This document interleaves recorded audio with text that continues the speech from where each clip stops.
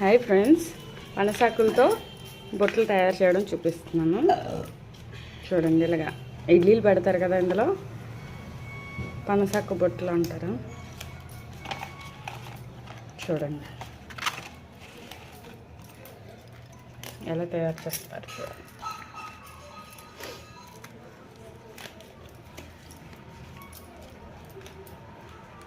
ఎవరెవరికి తయారు చేయడం వచ్చో నాకు కామెంట్ చేయండి. అలాగే